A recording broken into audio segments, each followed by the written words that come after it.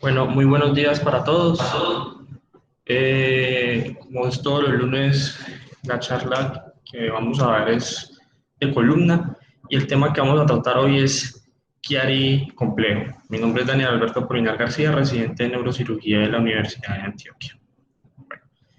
Lo primero que vamos a hacer es exponer un caso clínico. Es una niña de 12 años que consulta por una clínica de cefalea, dolor cervical asociada a alteración del sueño. Dice que no duerme bien, que se siente cansada y con una polisomnografía compatible con apnea del sueño. Entonces, tenemos estas radiografías eh, estáticas, por decirlo así, convencionales. Vemos estas radiografías en flexión y extensión, donde no se ve luxación de C2, de C1, C2, y acá vemos esta radiografía transoral, ¿sí? Donde no se ve alteración de la distancia entre las masas laterales de C1 y las masas laterales de C2, con una regla de Spencer menor de 7. Y una tomografía y una resonancia en una potencia entre dos, ambas en un corte sagital, tanto la tomografía y la resonancia, y este es el caso que queríamos mostrar hoy. Entonces quería saber si alguien nos puede aportar en la discusión o qué ven en estas imágenes. Si quieren volver a ver las radiografías, con mucho gusto yo los devuelvo para que empecemos la discusión.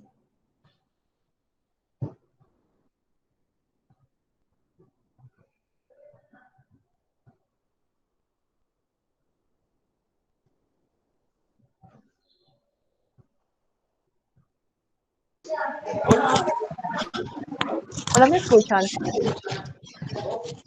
Hola, Que si lo escuchamos. Sí, Sí, muy bien. listo.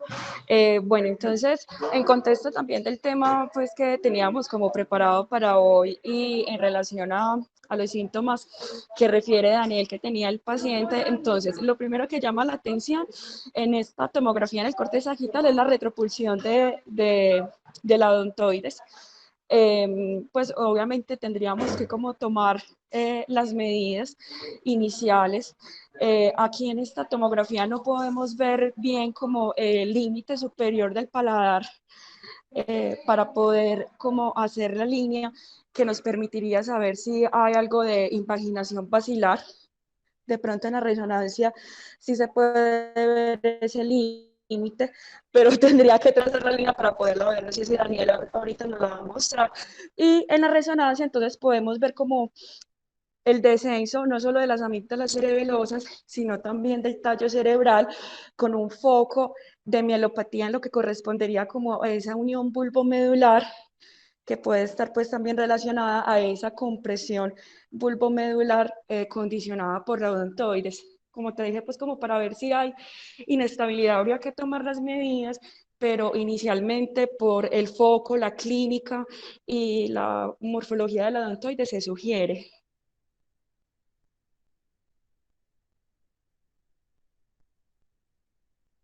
¿Alguien más tiene alguna opinión? Buenos días.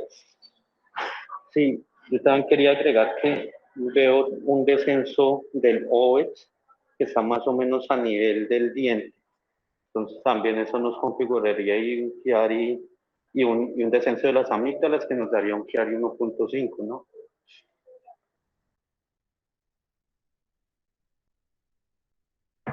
Entonces ahora voy a mostrar las medidas de las que hablaba Daniela para que alguien más nos aporte en la discusión de este caso.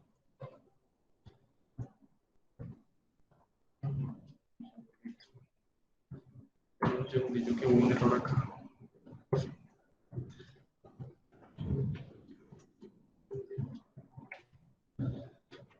Esperen un segundito, ya les muestro las imágenes que se me repusieron aquí.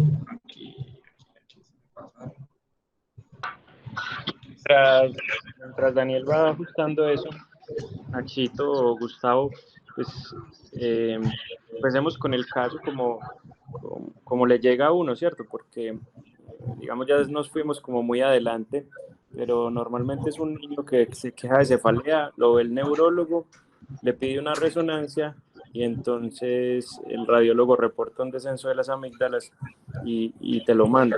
Nachito, por ejemplo, vos,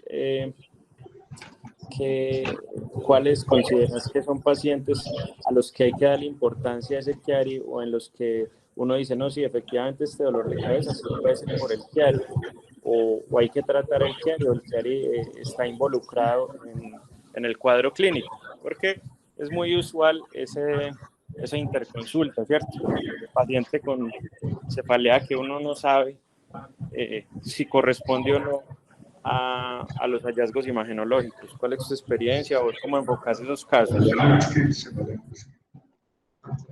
Apagar el micrófono. Hola, Pacho. La cefalea del Chiari es una cefalea característica en la cual el paciente, luego de una maniobra de Valsalva, por ahí unos 15 segunditos después, inicia una cefalea intensa. Esa es como la forma típica, pero además esta niña entiendo que tenía apnea del sueño y otros síntomas adicionales, por lo tanto sí debemos pararle bolas a la imagen que vemos, al descenso de las amígdalas. Y si además de eso encontramos malformación de la unión craneocervical, creo que particularmente en este paciente nos debe llamar la atención. Sin embargo, respondiendo a tu pregunta, muchas veces es difícil saber si un Chiari tipo 1 es sintomático o no. Yo creo que hay que estar muy pendiente de las lesiones, posiblemente vulvares, como alteración de la deglución, alteración de la mirada, alteración del lenguaje y pérdida de la fuerza para uno hacer un diagnóstico correcto. Sin embargo, la mayoría de los pacientes no tienen síntomas vulvares y entonces yo particularmente considero que se deben operar a aquellos pacientes que tienen cefalea que es asociada a la maniobra de Valsalva.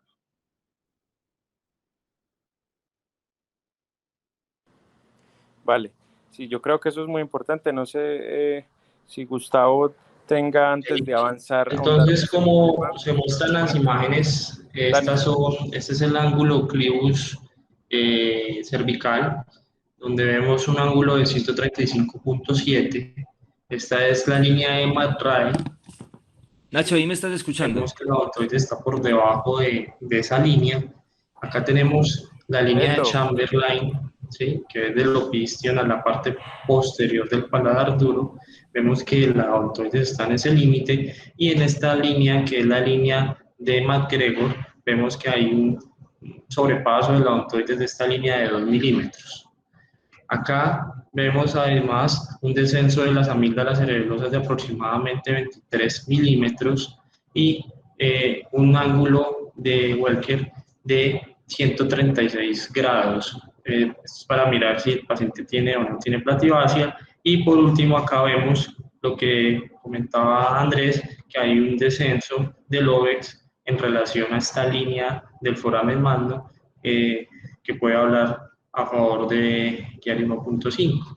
Acá, además de eso, tenemos este ángulo clivus canal nuevamente tomado una resonancia que nos muestra un ángulo de 129.7 y una línea PVC2 de 7 milímetros. Entonces, ya teniendo en cuenta ese contexto, ¿alguien más quiere opinar sobre qué le haría a este paciente y el diagnóstico de este paciente, el manejo, el enfoque?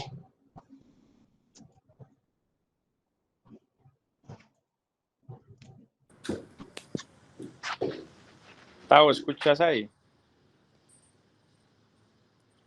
Gustavo. O siempre me... Aló, aló. Hola, Oscar. Adelante, Oscar. Bueno, Aló. buenos días. Algo a tener en cuenta es que estos pacientes no solamente se deben ver como un simple Chiari, que a veces se enfocan como un paciente con una fosa pronto posterior pequeña y un descenso de las amígdalas, y solamente nos centramos en eso. Hay que ir un poco más allá y determinar que estos pacientes tienen asociado anormalidades de la unión craneocervical, especialmente en la parte ósea y en los tejidos blandos, y eso es lo que nos debe llevar a tomar las decisiones de tratamiento de forma adecuada. Entonces, ya con todas estas medidas, ¿sí? Vemos que además del descenso de las amígdalas, del descenso de la médula oblonga, es importante ver que tiene una ontoide retroflexa, como ya lo ha nombrado Daniela. Vemos que ese paciente tiene una cifosis del núcleo cervical. Normalmente esos ángulos son entre 150 en flexión y 180 extensión, pero aquí vemos que está reducido, tiene algo de cifosis, pero no tanto, ¿sí? Como para que hablemos de fijación como tal, ¿sí? Uno puede hablar que estos pacientes por encima de un ángulo clivus canal por encima de 125 se benefician de simplemente descompresión. Pero cuando esos ángulos están por debajo de 125, ya tenemos que estar pensando en fijación posterior, además de la descompresión. Y hay algunos autores que cuando esa cifosis, ese ángulo clivus canal está por debajo de 115, además adicionan el manejo odontodectomía, ¿sí? Entonces, la idea es que estos pacientes, como les digo, no simplemente debemos fijarnos en la parte del descenso de los elementos del foso posterior, sino que tenemos que analizarlo como una entidad distinta, una entidad que está asociada a normalidades del desarrollo del núcleo cervical y de acuerdo a los ángulos, ¿sí? que ya se han nombrado ahí, el PVC y el ángulo clivus canal, tomar las decisiones adecuadas que vas a nombrar ahora. Felipe levantó la mano.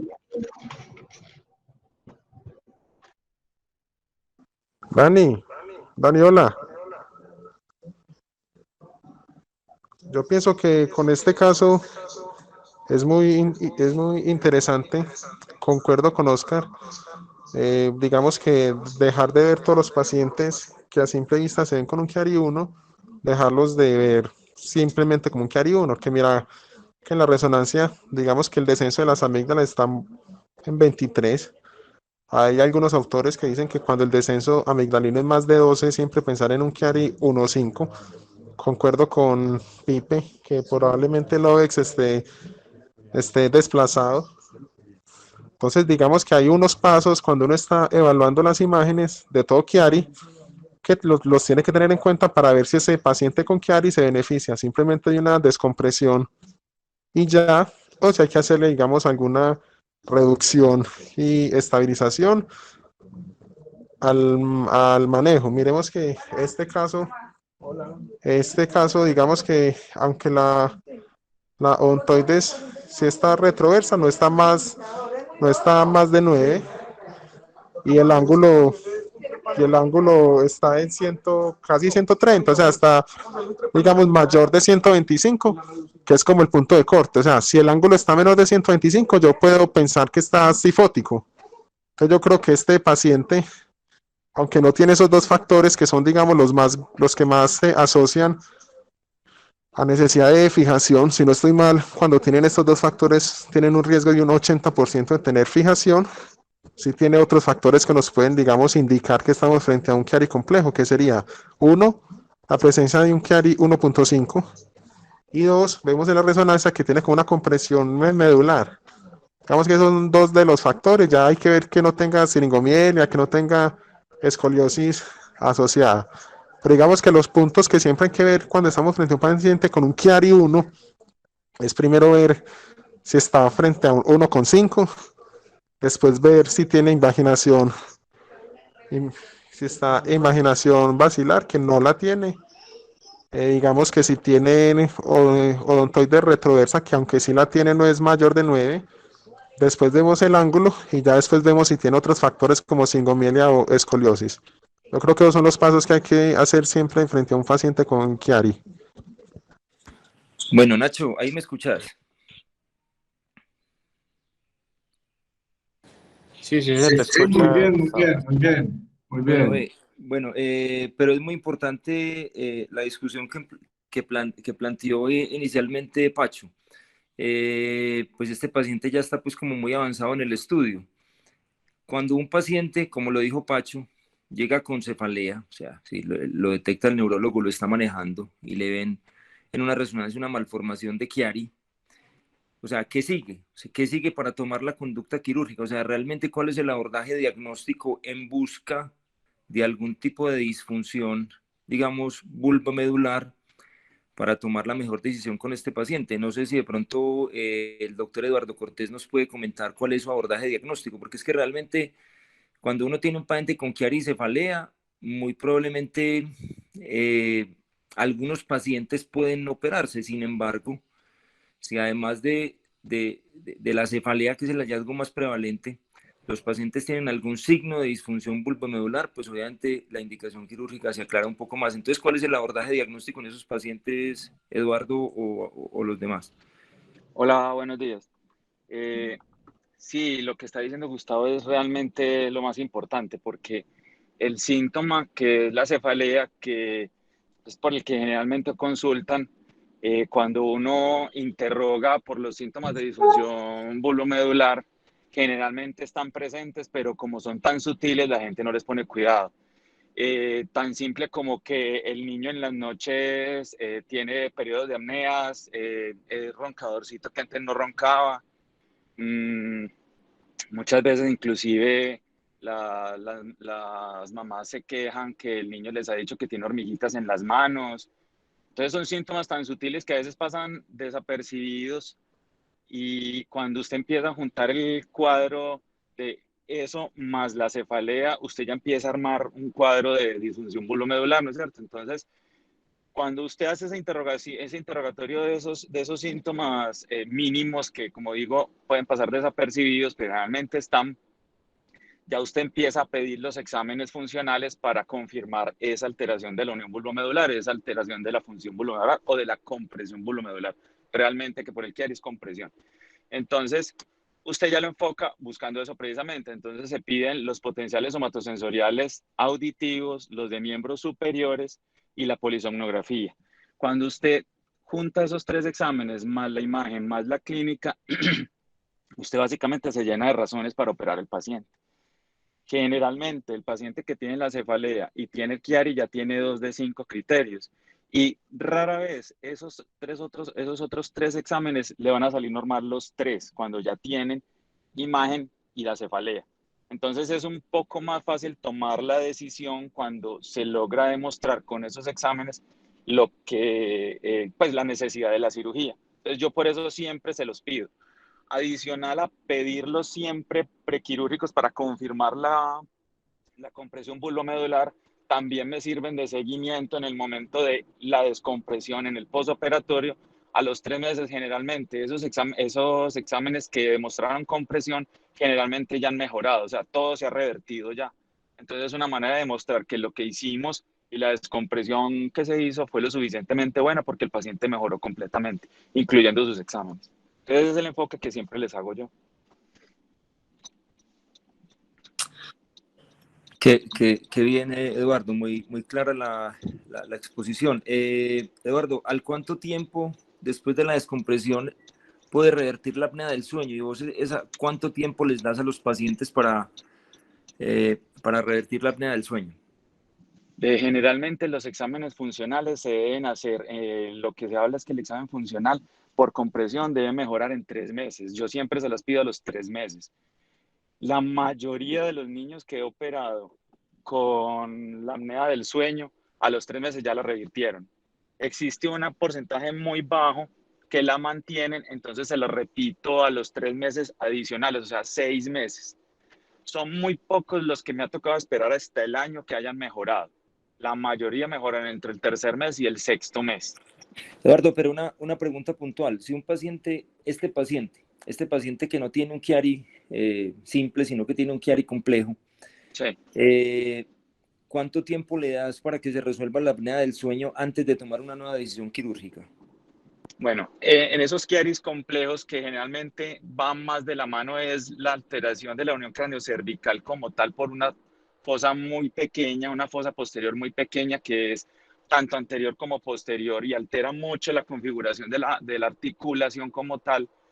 No tiene mucho que ver con la compresión, sino con la conformación de la columna, de la unión craneocervical. Entonces, la compresión como tal, la parte funcional como tal de la unión vulvomedular va a funcionar una vez hagas la descompresión posterior. Vos haces esa descompresión posterior y todos esos síntomas funcionales van a mejorar en el mismo tiempo. La diferencia es la progresión de la parte de la columna, que no siempre se detiene, porque precisamente estamos hablando de la malformación completa de la fosa posterior y la articulación con la unión craniocervical, o sea, la parte cervical. Entonces, la parte funcional medular sí va a mejorar inmediatamente. Lo que no va a mejorar es la progresión de la columna, de la deformidad como tal. Entonces, ahí donde aparecen son los otros síntomas cuando la odontoides se invagina. Cuando la odontoides se invagina, te hace los otros síntomas que son de tallo, pero anteriores, no posteriores. Pero es por la compresión de la odontoides por anterior, y es lo que digo que es la progresión de la parte ósea del chiari, que ya es distinto. Bueno, adelante, Daniel. Por el seminario, vamos adelante ya. De acuerdo, profe.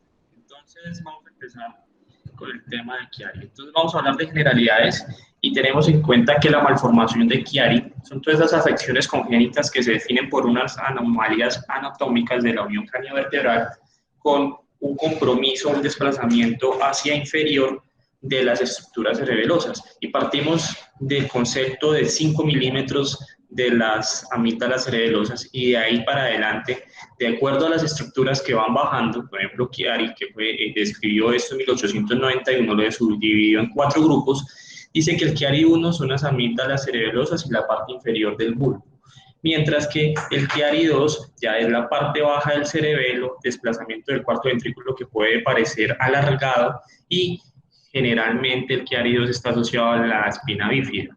Y el Chiari 3 es el compromiso del cerebelo y la médula asociado a un meningocelio occipital. 4 es la hipoplasia cerebelosa. En esta revisión nos vamos a enfocar básicamente en este Chiari, en el Chiari 1 y en la variante o el Chiari complejo, que es el tema de hoy.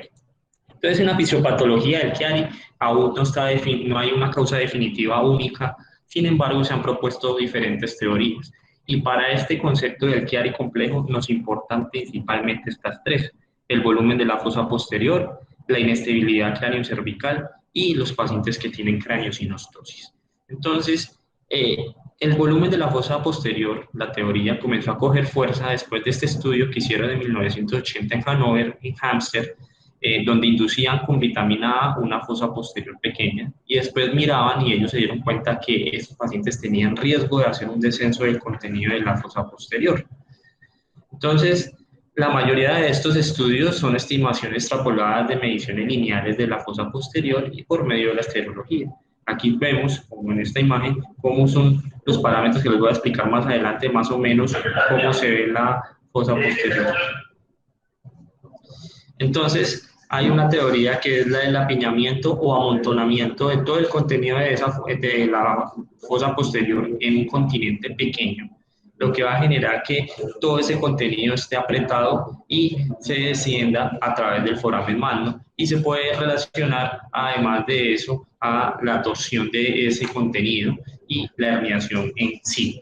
Entonces hay unas imágenes diagnósticas para mirar la morfología de la fosa posterior, que son entonces esta imagen donde nos dicen que ellos toman una medida o unas líneas que es para mirar la morfología de esta fosa posterior, que arranca desde el basion hasta la parte más alta del tubérculo del dorso celar, ¿cierto?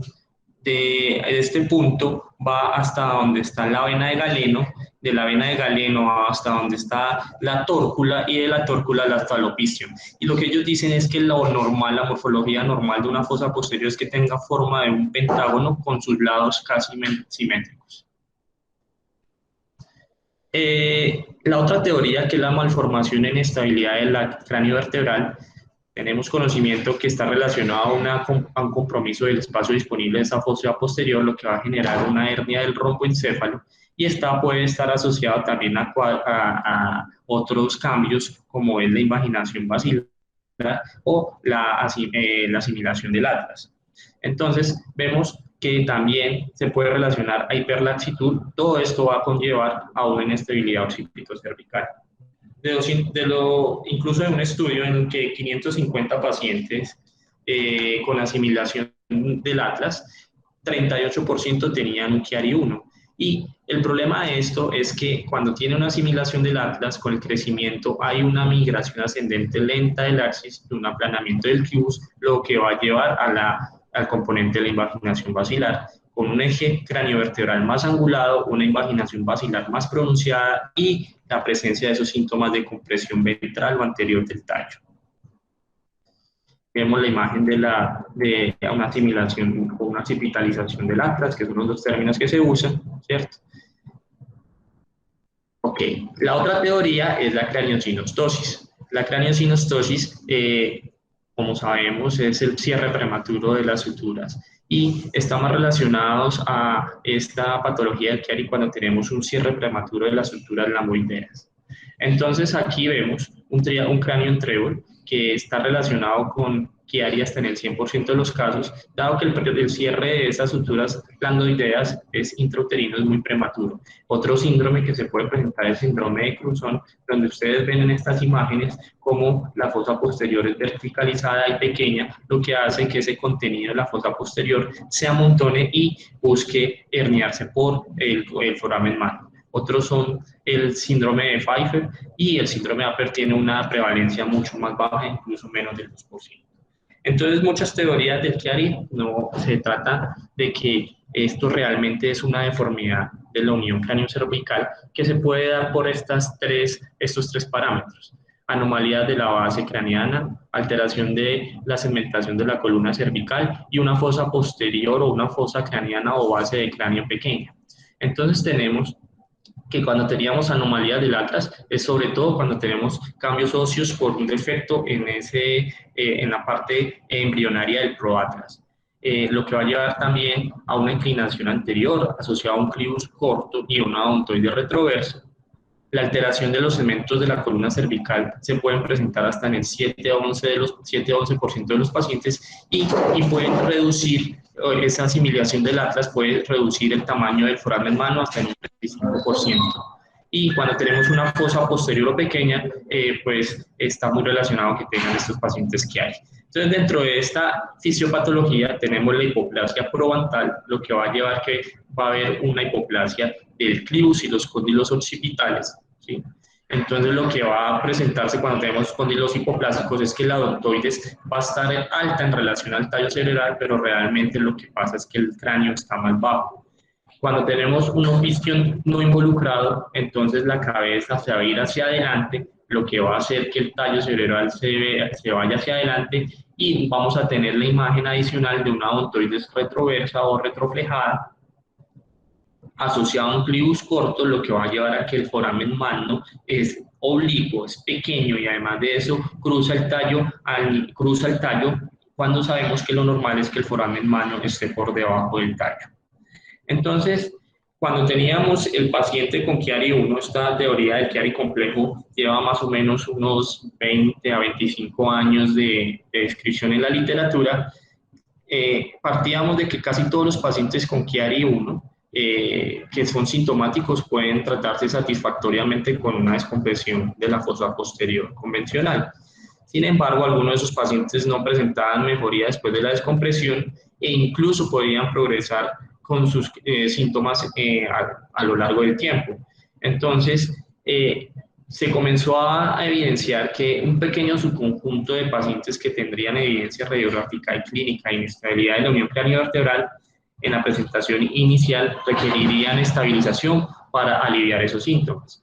Entonces, el Chiari complejo se cree que es un subtipo del Chiari 1. Y partiendo de que el Chiari 1, como decía, la descompresión de la fosa posterior ya un alivio hasta el 80% de los síntomas, Tux y colaboradores consideraron que el Chiari complejo era una entidad rara e incluso en su estudio de 500 pacientes con Chiari 1 vio que un 3%, aproximadamente 15 pacientes, requerían una reoperación por síntomas continuos o siringomielia y que incluso 4 pacientes de los que él tuvo en ese estudio iban a requerir una odontoidectomía trasoral y una fusión occipitocervical. Entonces, cuando hablamos de la epidemiología o prevalencia de esta patología, es muy sesgada y va en relación a los centros donde usted lo mire. Por ejemplo, estos dos autores, Brodmeyer y el doctor Albert Meneses, que son autoridades y que trabajan mucho en centros especializados en anormalidades craneocervicales, tienen una prevalencia mucho más alta, hasta el 10% de los pacientes requirieron fijación occipitocervical. Pero en realidad la epidemiología o la prevalencia de esta patología en la población general es poco frecuente. Hay síntomas que pueden estar asociados o nos pueden ayudar a indicar que tenemos, además de un Chiari-1, una inestabilidad de la unión cráneo-vertebral, y entonces son estos. El dolor de cabeza occipital y el dolor de cuello son inespecíficos, sin embargo, sí hay unos síntomas específicos como es la mielopatía, la hiperreflexia, el síndrome del cordón central y otros como son los síntomas vulvares, de los que vamos a ver más adelante. Como les decía, este Chiari complejo puede estar asociado a múltiples síndromes genéticos, y los que más tienen como relevancia acá son los que tengan que ver con enfermedades del colágeno, y miren ustedes también acá que está el síndrome de Down, que entonces estos pacientes pueden tener, así como la condroplasia y el síndrome de Moore. Entonces, en 1999, Graf comienza a delimitar o a poner por primera vez la línea PBC2 como un parámetro de importancia, un punto de corte mayor de 9 milímetros a esos pacientes que probablemente o frecuentemente van a requerir una fijación occipitocervical. En el 2004, DOC-I con 22 pacientes vio que el descenso caudal del tallo y la ectopia amigdalina es diferente al Chiari-1 normal, incluso con compromiso o herniación del oves a través del foramen magno, y es cuando él comienza a hablar del Chiari 1.5, que muchos autores lo nombran como el Chiari 2 sin disrafismo espinal. Y Olo y colaboradores, en un estudio de 101 niños con Chiari 1, vio que 95% de esos pacientes que requirieron una fusión cráneo-cervical tenían Chiari 1.5 en el 95% de los casos. O sea, el 95% de los pacientes que requirieron fusión eran Chiari 1.5. Entonces, aquí vemos, por ejemplo, lo que es el Chiari 1.5, donde vemos un descenso del oves por debajo del nivel del foramen magno, y además de eso, lo que ya hablan de la torsión o el kinking medular. Entonces, este mismo autor, en el 2012, Bolo, dice que debido a la complejidad de los casos y los hallazgos radiográficos, considera que el Chiari complejo es la hernia del tronco encefálico a través del foramen magno, con compromiso del oves, que es el Chiari 1.5, más alguno de estos hallazgos imagenológicos, la torcedura medular, la odontoides retroflejada, el ángulo cribo cervical anormal, la occipitalización o asimilación del atlas, la invaginación basilar, la siringomielia y la escoliosis. Y asimismo, en ese mismo estudio, propone que los factores de riesgo de más requerir una fijación occipitocervical son estos tres: el paciente que tenga el Chiari 1.5, que tenga un clivus canal menor de 125 y que haya una presencia de invaginación basilar. Y él considera una nueva categoría de Chiari y lo aparte del Chiari convencional, que es el Chiari complejo o el Chiari plus basilar invagination. Entonces, que en algunos textos se ve así. El Chiari complejo, entonces, en sí es el Chiari 1.5 más anomalías de la unión cráneo-vertebral. Estos pacientes generalmente van a tener una presentación clínica más sintomática y pueden o no tener compresión cérvico-medular ventral. ¿Qué vamos a ver en la clínica del Chiari complejo? El síntoma principal va a ser la cefalea hasta en el 85% de los casos. La clínica es similar a la del Chiari convencional, y aparte de los síntomas que ya habíamos mencionado previamente, los síntomas vulvomedulares como son la apnea del sueño, los ronquidos, la disfagia, la ataxia, la apraxia oral motora, principalmente en niños menores de 4 años o con retardo o problemas del medro, son importantes. Y hay un síntoma que es muy característico y mucho más frecuente que en el Chiari convencional, que es el nistagmo fuerte que pueden tener estos niños. Los síntomas son más severos y se presentan a una edad mucho más precoz, lo que nos puede indicar que que es diferente al Chiari 1, que conocemos que el Chiari 1 los síntomas se pueden presentar hacia la adolescencia o en adultos jóvenes, mientras que en esto es más que todo en la infancia. Los hallazgos radiográficos que tenemos que buscar en la radiografía, tomografía y la resonancia son básicamente los que hemos hablado, todas esas anomalías de la unión craniovertebral, pero además de eso también podemos ver síntomas como hidrocefalia, anormalidades cerebrales, escoliosis y la siringomiela. Entonces, en esta resonancia vemos, por ejemplo, en esta imagen, lo que vamos a ver es la línea de McRae que nos va a delimitar la altura del foramen magno, ¿sí? Con un descenso, aquí buscar el descenso amigdalino, aquí vemos también el óvex, aquí vemos la línea PBC2 y aquí vemos el ángulo cribus canal. Por ejemplo, en esta imagen de resonancia vemos que tenemos un descenso amigdalina y aquí tenemos el óvex que está al nivel o incluso algo superior sobre el nivel del foramen magno. Sin embargo, en otra vemos que tenemos ese descenso amigdalino y asociado a un descenso del óvex por debajo del nivel del foramen magno, además de una torsión bulbomedular, lo que habla a favor de un Chiari 1.5. Entonces, muchas veces es importante diferenciar este Chiari 1 al Chiari 1.5 y de ahí partir para hacer todo el estudio de las anomalías de la unión craniovertebral. Las medidas que hemos mencionado y que colocamos en el caso clínico, en la población general tenemos un ángulo cribus canal que es desde, algunos autores lo refieren que es la extensión o está en relación con la inclinación del clivus, es una línea, y la otra línea para medir este ángulo es desde la parte posterior del cuerpo de C2 a la parte posterior del proceso odontoides, de la punta del odontoides, y se mide ese ángulo. En la población general se dice que, como dijo Oscar, es entre 150 y 180, dependiendo si es flexión o extensión, pero en pacientes con Chiari complejo se tiene un punto de corte para definir el tipo de tratamiento que se va a ofrecer, que es 125 grados. Sin embargo, todo paciente que tenga un ángulo cribus canal por debajo de 150 ya es un ángulo anormal y nos va a marcar un indicador de hipermovilidad de esa unión craneocervical. Tenemos otras líneas que son las líneas de Chamberlain y las líneas de McGregor, que nos ayudan más que todo es para medir o mirar la invaginación basilar. Tenemos la línea de Chamberlain que se mide desde el margen o el límite posterior del paladar duro al opiscium, como ven acá en la imagen, y si tenemos una odontoides que sobrepasa esta línea 3 milímetros, es muy sugestivo de invaginación basilar.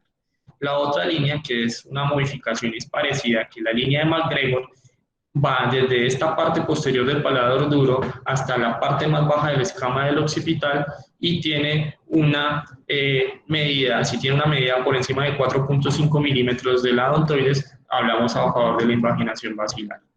Esta es la línea de McRae que simplemente nos sirve para mirar o delimitar el foramen magno y mirar qué estructuras tenemos descendidas o invaginadas en la fosa posterior. Y la línea PBC2, que es la línea perpendicular de la punta del clivus a la parte posterior de C2 en relación con el saco odural o con el tejido blando de la medular, y tenemos un punto de corte que es de 9 milímetros. Teniendo en cuenta que si es mayor de 9 milímetros, estos pacientes van a requerir seguramente una fijación occipito-cervical porque tienen un riesgo de compresión ventral con síntomas bulbomedulares e inestabilidad. Esta otra línea que se puede usar en el abordaje de estos pacientes es la línea basal de Welker, que lo que nos va a marcar es una línea que va desde el nasion hasta la mitad de la silla turca y de ahí hasta el bastion o punta inferior del clivus. Lo normal de esta línea es 123 a 143 grados. Cuando está por debajo de 123, hablamos a favor de una cifosis craneal. Y cuando es más de 143, se habla a favor de una plativasia. ¿Y qué es plativasia? Es el aplanamiento de la base del cráneo con un aumento de ese ángulo de Welker, y esta puede generar síntomas cuando está relacionado a la invaginación basilar. Y la invaginación basilar es la malformación cervical más frecuente. Está asociada a insuficiencias neurológicas de la región cérvico-vulvar y es la invaginación del contorno óseo del agujero occipital, ¿sí?, hacia la fosa posterior. Y parámetros que tenemos, como les decía, es la línea de MacGregor y la línea de Chamberlain. Se puede presentar en los pacientes con Chiari 1 hasta en el 38% de los casos, en Chiari 1 simple o convencional, mientras que en los pacientes con Chiari complejo hay series que lo reportan que puede estar presente hasta en un 100% de los casos. Y esto se debe a una sinostosis precoz de la sutura esteno-occipital, hay una tendencia familiar, el foramen humano es usualmente pequeño, el clivus está elevado y está muy relacionado a la asimilación del atlas, como vimos en la fisiopatología, que el paciente tiene asimilación del atlas y esa odontoide se va a ir elevando respecto al tallo cerebral. También está asociado al Chiari 1.5, como ustedes ven, al retroceso, al kinking del tronco cerebral y también al retroceso odontoideo.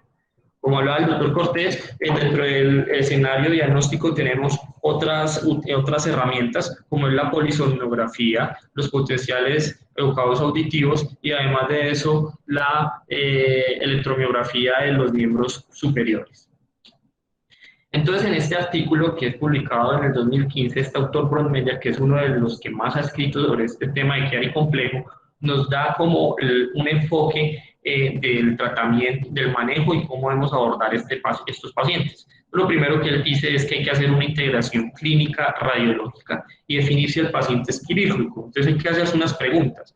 ¿Los síntomas que tiene ese paciente están limitando su estilo de vida?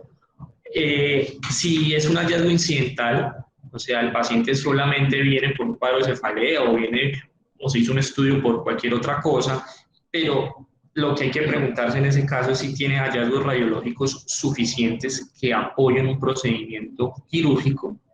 Si la siringomielia es grande, que puede, como sabemos, cuando tenemos una siringomelia muy grande puede estar asociada a la escoliosis, entonces está indicada la cirugía. Sin embargo, cuando tenemos una siringomelia pequeña y una escoliosis, se puede hacer un seguimiento seriado.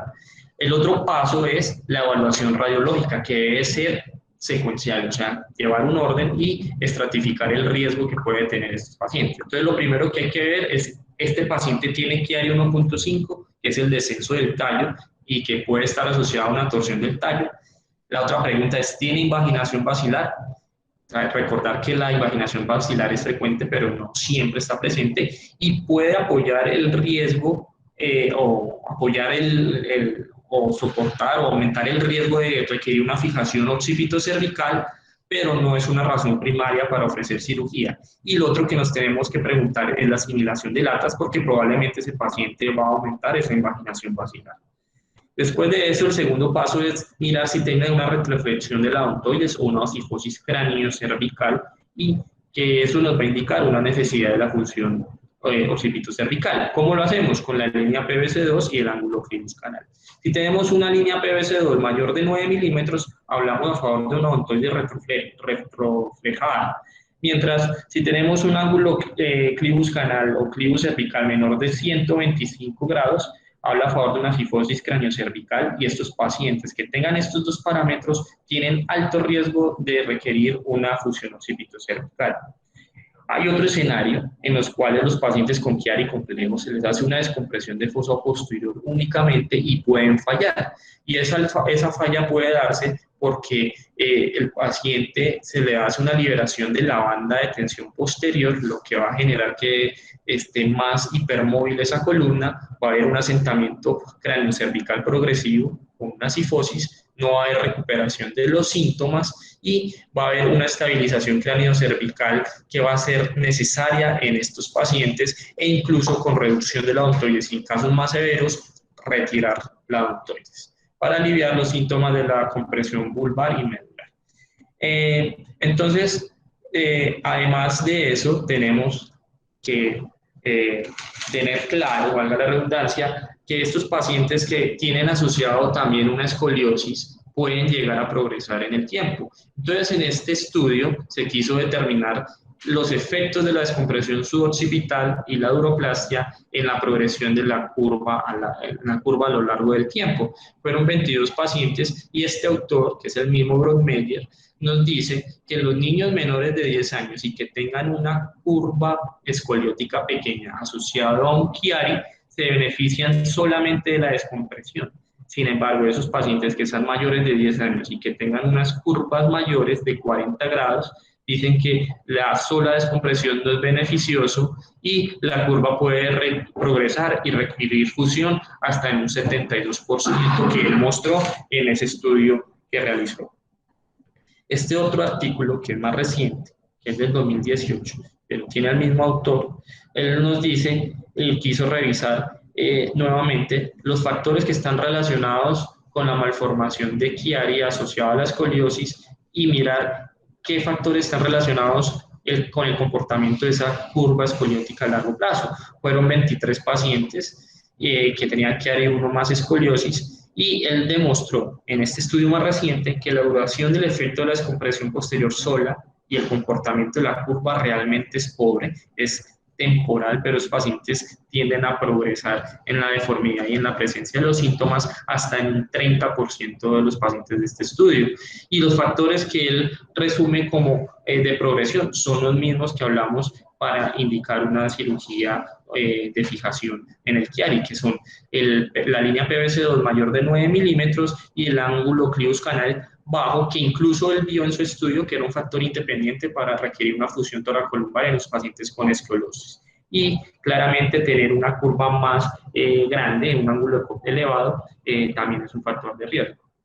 Entonces, aquí surge la duda de qué pacientes van a requerir cirugía de instrumentación o no, y las diferentes técnicas que tenemos para enfocar esto. Entonces, miren, el manejo quirúrgico que se puede ofrecer a estos pacientes con Chiari 1, Chiari complejo, son la craniectomía suboccipital más la laminectomía, o solamente quitar estructura ósea, hacer una división dural, recordar que a nivel de la fosa posterior, la dura tiene dos capas, una visceral y una parietal, y es simplemente abrir la capa parietal.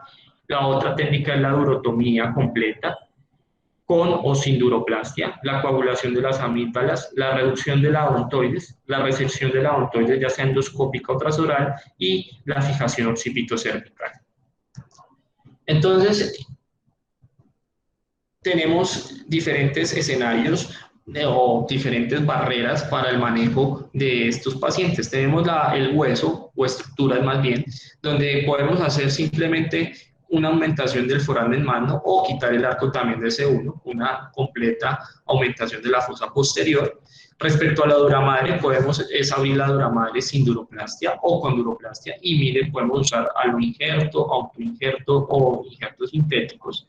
En cuanto al aracnoide, podemos hacer preservación de las aracnoides o abrir o hacer una disección aracnoidea. En el parénquima herniado podemos hacer resección de las amígdalas o hacer coagulación de las amígdalas, y adicional podemos ver que también se puede usar incluso un stent al cuarto ventrículo. Entonces, la técnica quirúrgica que tiene la mayoría de estos pacientes es un paciente en decúbito prono fijado a un cabezal de 3 pines. Se puede hacer una tracción intraoperatoria previa y se hace una incisión en línea media, un abordaje suboccipital. La literatura recomienda que tenga una longitud de 3 centímetros en sentido transversal y 3 centímetros en sentido vertical, que es lo que vemos acá, ¿cierto? Para lograr una buena descompresión. Aquí quitar esas estructuras ligamentarias, quitar el arco posterior de C1 como vemos acá, y además de eso, la apertura dural la refieren que debe iniciar en la parte caudal, y recordar que a nivel medular solo hay una hoja dural, mientras que en esta podemos tener 2 hojas durales. Entonces hay que hacer una buena apertura, recomiendan en Y. Aquí ya muestran cuando están realizando la durotomía o la disección aracnoidea que se puede realizar, y la disección aracnoidea, perdón. Aquí ya tenemos el esquema cuando se están coagulando las amígdalas cerebelosas, que es otra opción de tratamiento que se puede ofrecer, y en casos muy seleccionados se puede colocar un stent al cuarto ventrículo como se ve en la imagen. Y para el cierre podemos entonces hacer duroplastia, ya sea con injerto autólogo o con injerto no autólogo heterólogo. Entonces, cuando se quiere comparar la descompresión ósea de la fosa posterior sola, o sea, quitar hueso, más la duroplastia, vemos que a favor de la descompresión de la fosa posterior sola, tenemos que el tiempo quirúrgico puede ser más corto y las tasas de complicaciones pueden ser más bajas. Sin embargo, el resto de parámetros como la mejoría clínica, la mejoría de la siringomielia y la tasa de reintervención más baja es a favor de la descompresión de la fosa posterior, incluyendo una urotomía con un plástico. Entonces, a propósito de eso, quise traer este estudio que es del 2021, donde nos preguntan si nos podemos preguntar si realmente hay que hacer esa urotomía o por qué hay que hacer esa urotomía. Entonces, este es un metaanálisis de la literatura que examina el resultado radiológico de pacientes con siringomielia asociada a Chiari 1, después de las diferentes estrategias quirúrgicas. ¿Y cuáles fueron? Hacer una división dural, que es quitar la capa parietal de la dura. La otra es abrir la dura y la otra es hacer además de abrir la dura, hacer una disección aracnoidea. Y lo que mostró este estudio es que independientemente del manejo quirúrgico, la siringomielia se mejoró hasta en un 80% de los casos y que no hay diferencia entre hacer una urotomía con disección aracnoidea o sin disección aracnoidea en la mejoría de los síntomas de la siringomielia. Pero sí hay una marcada evidencia en contra de solo hacer una división de la dura, porque tiene menor tasa de recuperación del sífilis. Entonces la otra pregunta es, ¿hay que hacer duroplastia o no hay que hacer duroplastia? Entonces lo que hay que hacer es comparar y evaluar. Lo que quisieron hacer es comparar y evaluar cualquier diferencia en los resultados clínicos y radiológicos de diferentes técnicas quirúrgicas para descompresión craniocervical, como pueden ser entonces, en este caso, que hicieron 69 cirugías, descompresión ósea ligamentaria extradural, la apertura dural sin duroplastia y 30 pacientes le hicieron la apertura dural más duroplastia. Lo que mostró es que la duroplastia, con una técnica hermética realmente, mostró mejores resultados. ¿Y por qué? También está asociado a menores complicaciones y a menor estancia hospitalaria. Y la descompresión ósea, lo que sí mostró solamente de quitar la parte ósea sin abrir la dura madre ni hacer una duroplastia, no es una buena alternativa de manejo quirúrgico. Este otro artículo, lo que lo quise traer es para definir qué plastia ha mostrado mejores resultados. Si la plastia autóloga, que en este caso usaron 359 casos versus 422 casos de no autóloga, y lo que se mostró es que la no autóloga está con mayor relación a generar un pseudomeningocele y además de eso una meningitis, que es un contexto de una meningitis química. Entonces se apoya el uso del autoinjerto que puede ser la plastia por medio del pericáneo. La otra pregunta que nos debemos hacer o que se puede plantear uno en el manejo es, ¿le coagulo o qué hago con esas amígdalas? Entonces este estudio, también publicado en el 2020, lo que quería era demostrar qué pasa con esos pacientes al hacerle resección o reducción amigdalina o no hacerle. Entonces 68 pacientes fueron incluidos en este estudio y se demostró que no hay diferencia entre resecar o no resecar las amígdalas al seguimiento de un año. Sin embargo, los mismos autores dicen que hay que hacer más estudios para tener un periodo de seguimiento más largo y mirar las complicaciones tardías que puede tener hacer una técnica o sea, quitarlas o no quitarlas. Entonces, la otra pregunta es, ¿tiene algún papel de la instrumentación craniocervical en el Chiari complejo? Y claro que sí la tiene, teniendo en cuenta que es una anomalía craniovertebral realmente más que un Chiari, ¿sí? Es una de las primeras conclusiones que incluso Oscar mencionó lo mismo, que es más relacionado a una anomalía craniovertebral. Y la descompresión posterior únicamente se puede realizar, e incluso hay autores o escritos que muestran fijación occipitocervical sola para aliviar esto. Y la técnica que tenemos de la descompresión de la fosa posterior o más la fijación occipitocervical o incluso la descompresión ventral. Y tener en cuenta como mensaje que tenemos estos parámetros que son importantes, tener un ángulo clivus cervical menor de 125, una compresión ventral mayor de 9 milímetros, nos habla a favor de ese Chiari complejo que va a requerir probablemente una cirugía.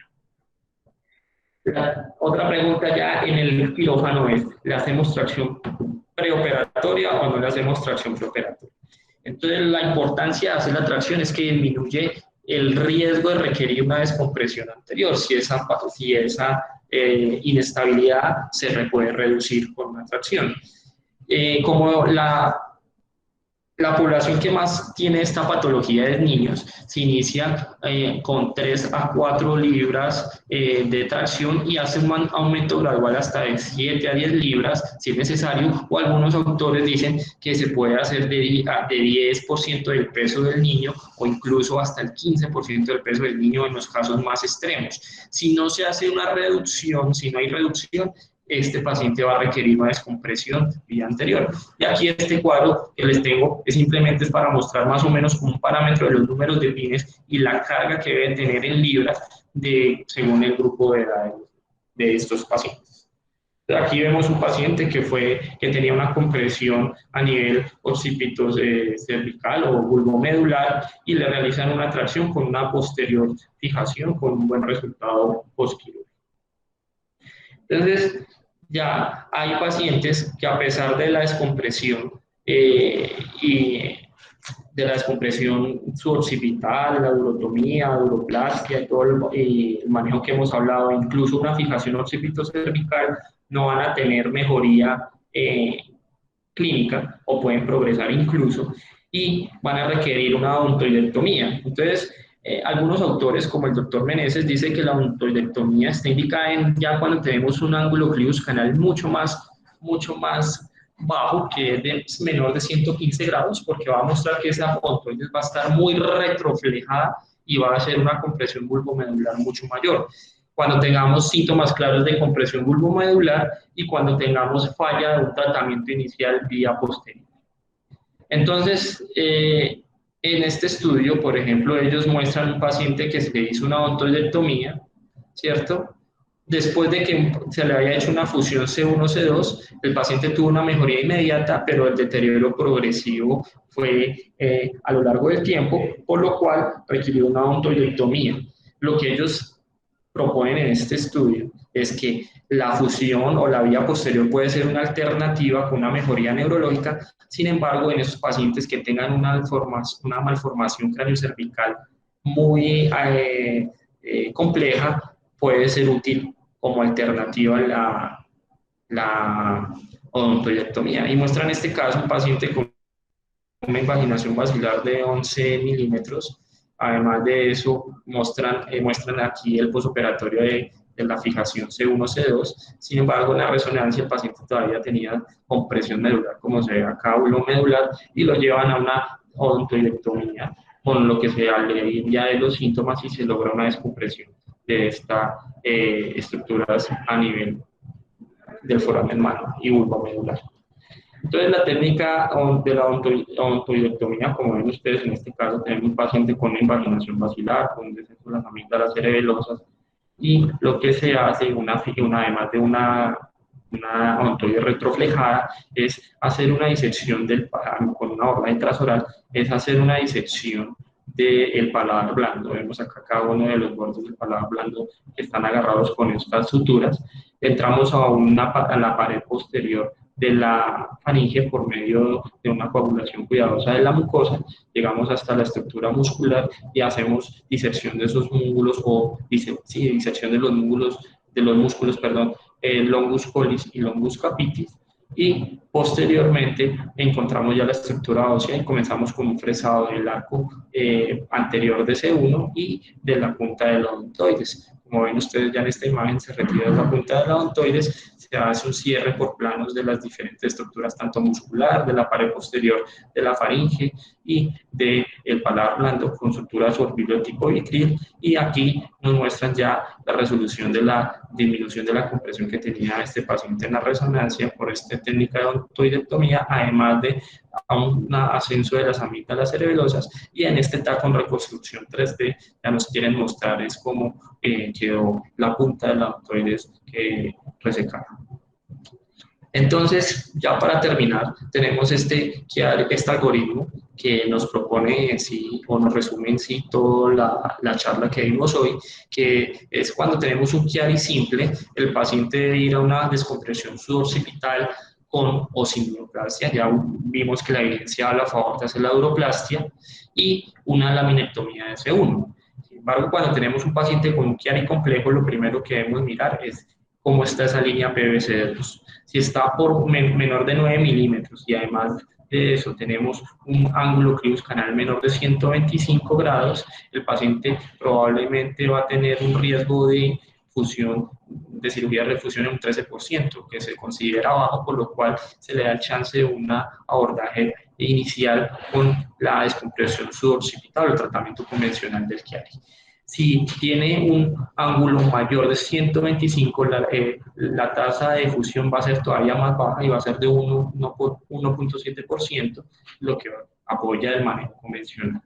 Si tenemos un paciente con una línea PVC2 mayor de 9 milímetros, también vamos a tener que medir ese ángulo cribus canal, y si es mayor de 125 y el paciente no tiene síntomas vulvares o mielopáticos, se le hace el tratamiento convencional. Sin embargo, si este paciente tiene síntomas vulvares o síndrome de mielopático, hay que hacerle una descompresión suboccipital con un duroplastia más laminectomía, una reducción de la odontoides y una fijación occipitocervical. Si los síntomas persisten en el tiempo, está apoyada a hacer una odontoidectomía endoscópica transnasal o transoral.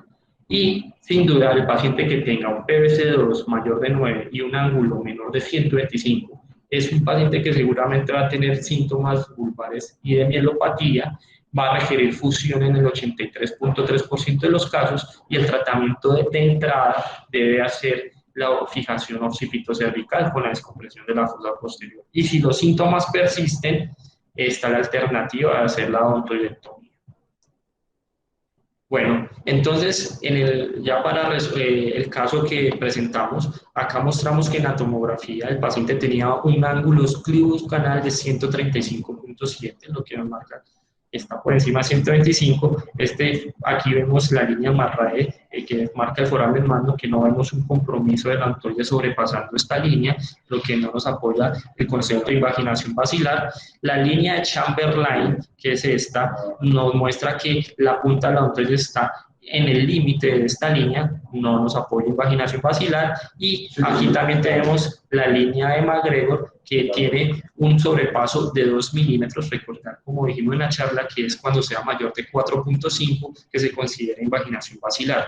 Y aquí el descenso amigdalino era importante, de 23 milímetros, ¿cierto? Además se ve como una imagen que puede insinuar una torsión bulbomedular. Aquí vemos el OVES que está descendido, que habla a favor de un Chiari 1.5.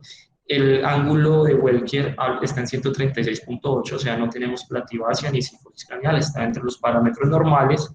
Y aquí ya tenemos el ángulo cribus canal medio en la resonancia, y tenemos la línea PVC2 menor de 9 milímetros, está en 7 milímetros, por lo cual el tratamiento que le hicimos a este paciente y que se le va a proponer, porque este paciente no se ha intervenido, es hacerle una descompresión de la fosa posterior sin necesidad de requerir en este momento una fijación occipitocervical. Y eso era lo que tenía para hoy.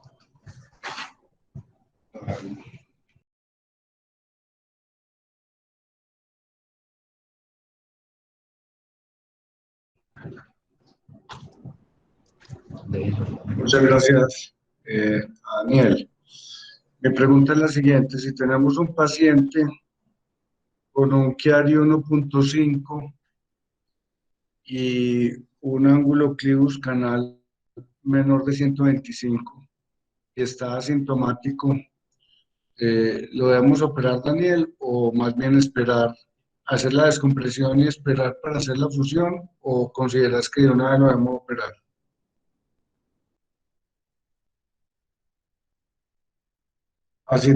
Asintomático, ángulo cribus canal menor de 125 y una malformación Chiari 1.5. asintomático.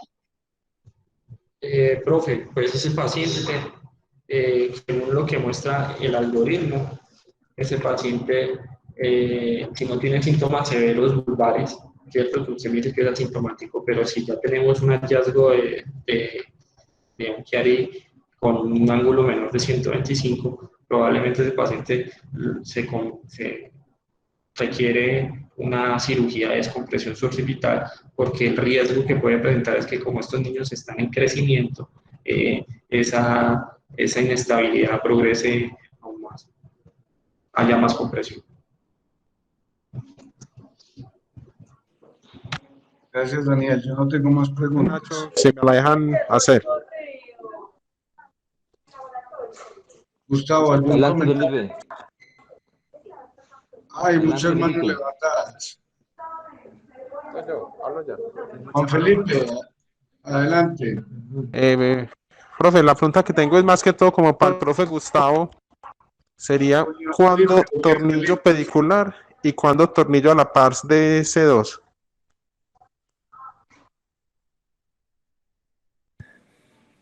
Felipe, ahí me escuchan. Sí, Sí, señor. profe. Digamos que en las series de Meneses, él les pone la placa occipital, las barras y tornillos a la pars DC2.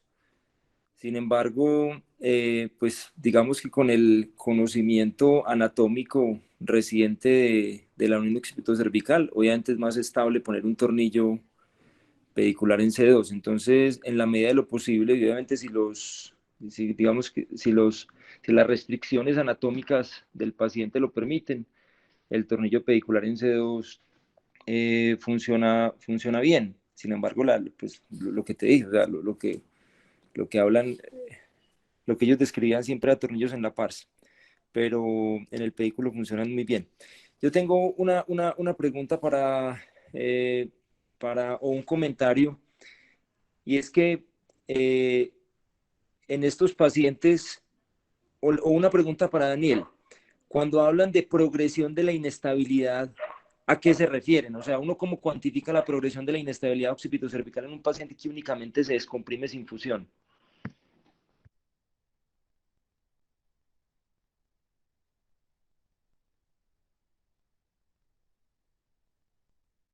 Profe, puede ser por dos parámetros, la imagen y la clínica. Si el paciente se hace una descompresión de la fosa posterior y el paciente persiste con los síntomas o incluso empeoran, ellos hablan a favor que puede haber una progresión de la compresión vulvomedular. Y la imagen, que haya aumente la invaginación basilar o haya aumento de la retroflexión de la odontoides. ¿Alguien más tiene algún pacientes que comentario están acerca de eso? en escala de crecimiento, ¿no? Y sobre todo eso se ve cuando está asociado a una asimilación del atlas. Doctora Valentina, Perfecto. adelante. Hola, buenos días. Tendría una pregunta. Cuando se descompresión posterior, quisiera saber qué tan frecuente o si se recomienda el uso de, pues cuando se hace con duroplastia, de adhesivos tisulares o parches como el tissue patch dural, pues después de la duroplastia como para reforzar. Eduardo, por favor, contesta esa pregunta. Buenos días. A ver, yo creo que yo he pasado por todas las épocas y por todas las opciones. Yo creo que, a ver, los parches hemostáticos no sirven realmente para nada porque no dejan de ser sino solo hemostáticos. Entonces, el líquido es capaz de despegarlo y simplemente lo que querías de no hacer fístula, igual la hacen. Realmente el que se debe poner ahí tiene que ser un sellante, un adhesivo tipo histoacril, pero sobre la duramadre no se puede poner, entonces es mejor no usarlo. Entonces la realidad es que un buen cierre de la duramadre con un parche, puede ser autólogo, puede ser heterólogo, es la mejor opción de todas. La escogencia de ese parche tiene que ver mucho lo que dijo ahorita Daniel, y es que dependiendo del del vehículo en el que viene el parche dural y el origen del parche dural van a ser meningitis química. Entonces, yo en el San Vicente utilizo fascia lata de banco, nunca he tenido problema pues de la meningitis, pero por fuera del San Vicente he ensayado varios y el que viene en medio acuoso, que es pericardio bovino, si uno lava bien y hablo de lavarlo bien de más de 1500 de Harman para quitar el medio en el que venía, generalmente hace meningitis. Pero después de la segunda meningitis química decidí empezar a lavarlos mucho y no la volvieron a hacer.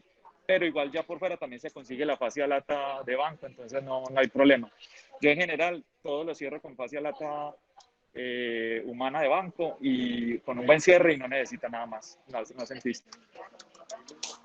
Y yo también le quiero responder a la doctora Valentina, en mi caso, yo sé que Eduardo no está de acuerdo conmigo, nunca pongo plastia, siempre dejo el espacio completamente abierto y no he tenido ningún problema.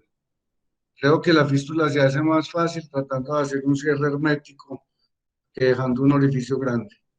Nunca pongo plastia. Bueno, y quería agregar otra cosa. Hay Muchísimas unas gracias. variables de lo que dice Nacho, y es la fístula contenida y el cerebelocele. En el adulto es raro ver un cerebelocele si uno deja la dura madre abierta, no hay problema porque es una fosa posterior que ya está construida con un cerebelo que tiene unas presiones ya acostumbradas, entonces realmente es muy raro ver el cerebelocele, que sería la complicación. En los niños, en general los menores de 7 años, se puede ver el cerebelocele y esa es la intención de cerrar siempre la dura madre bien. Entonces, sí se debe cerrar, pues por el riesgo del cerebelocele. Pero viene la otra pregunta y asusta mucho al que no está acostumbrado a ver una fístula contenida y a los padres. Y es que generalmente después de una duroplastia, si no se logra un buen cierre, pues van a hacer la fístula contenida. La idea es que no tocarla, porque pasa precisamente lo que está diciendo Ignacio. Así sea que la tenga, eso se termina nivelando las presiones del líquido, deja de circular, la dura madre se cierra, el músculo se cierra y la fístula contenida se reabsorbe.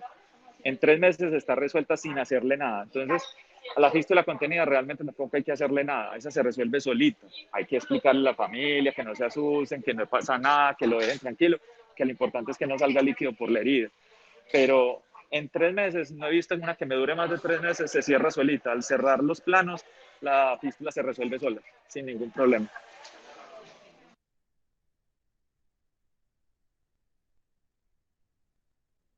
Gracias, Eduardo. El doctor Julián Zuluaga había levantado la mano, pero ya la bajó.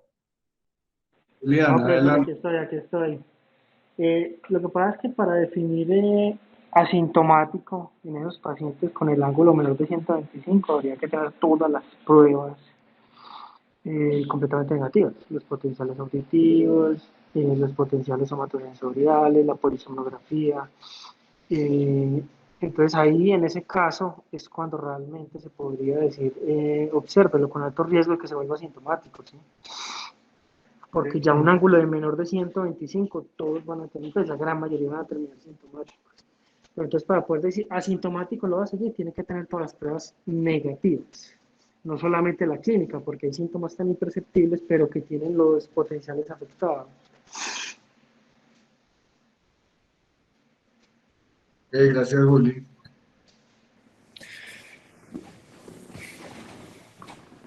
Hace un aporte final. Ahí me escuchas. Sí, señor. Siempre te Cuando, hemos escuchado.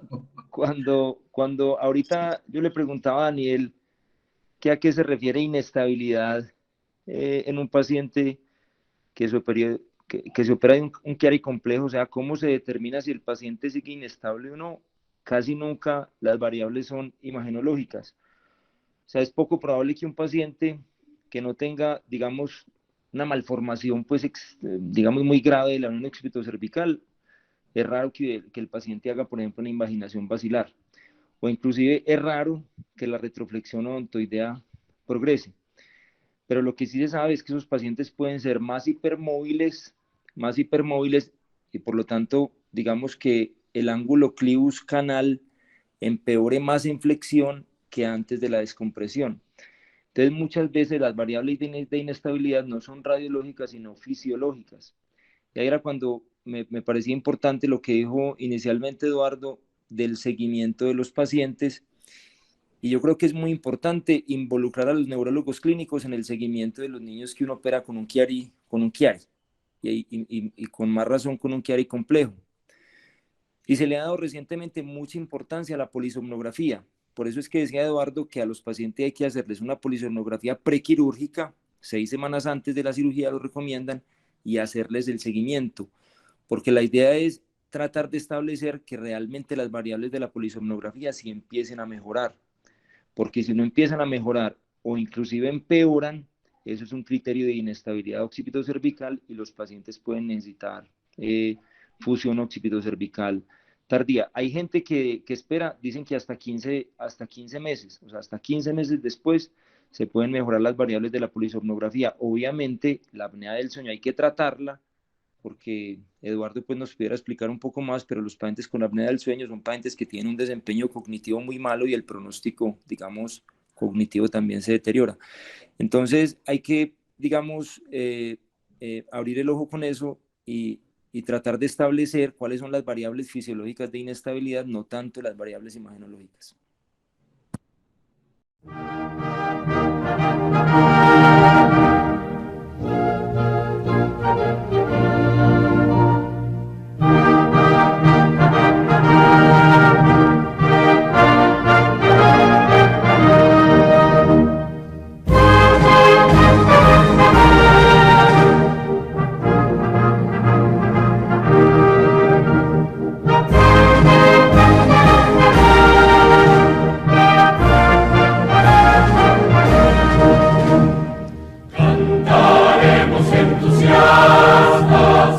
A nuestra universidad, alma